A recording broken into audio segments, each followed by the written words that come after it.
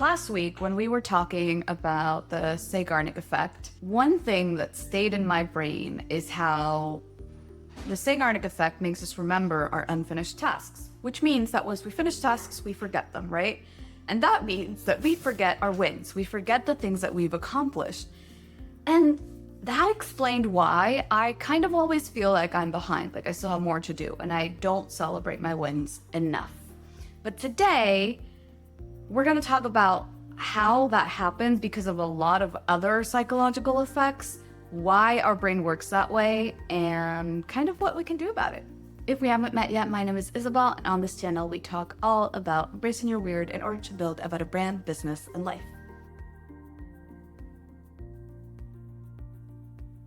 So one thing that we need to be really clear on is that our brain is not wired to make us happy. It is not wired to make us more productive. It is not wired to look for joy. Our brain is created and wired to look for safety, for things that make us feel safe, which means that anything that your brain deems as a threat, your brain is going to see as something negative, right? And because of that, along with some psychological conditions, we are hardwired to forget about the things that we accomplish and to forget about our wins. So one, like I said, the Zeigarnik effect is what made me start thinking about this in the first place. It talks about how open loops stick in our brain and closed loops are forgotten about. This was discovered when Zeigarnik himself was observing waiters in restaurants, and he noticed that waiters had the ability to remember the entire order of a lot of different tables, but as soon as that table paid their tab, they would forget those orders. And the reason is because as soon as the tab is paid, the loop is closed. The waiter doesn't have to remember anymore. And so the same thing happens with our to-do list, right? We have open tasks, we have unfinished tasks, and we have things that we've done that we've crossed off. Those things that we've done that we've crossed off are now closed loops and our brain can forget about them. But that's not the only thing, right? We also have another principle, which is like our negativity bias. And it's that our brain is hardwired to look for mistakes, to look for like chips in the armor, to look for threats. Again, this is all about safety. And because of that, it's not going to look at the amazing things that you've accomplished. It's going to look at the threats that are still surrounding you. Because from an evolutionary perspective, remembering what's wrong is more important, or remembering what went wrong is more important than remembering what went well, because remembering what went wrong is what's going to keep you safe in the future. The next thing is something called attention residue. And attention residue has to do with the fact that when we finish something, a lot of times, as soon as we're done, we jump to the next thing, right? We don't let it stick.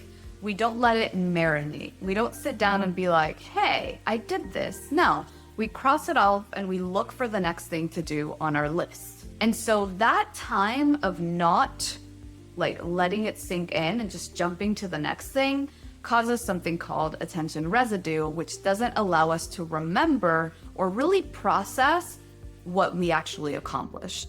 And the last thing I want to talk about, and it's probably the most important, is our identity.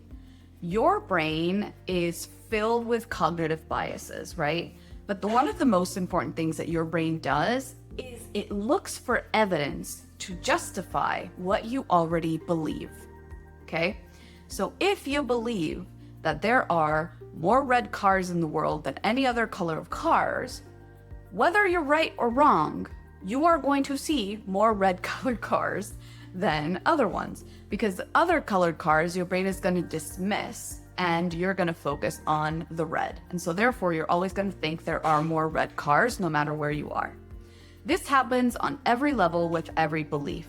And this is where our identity comes in. If your identity about yourself is that you never finish things, or that you are always behind, or that you're never going to be able to catch up, then your brain is going to search for evidence of that.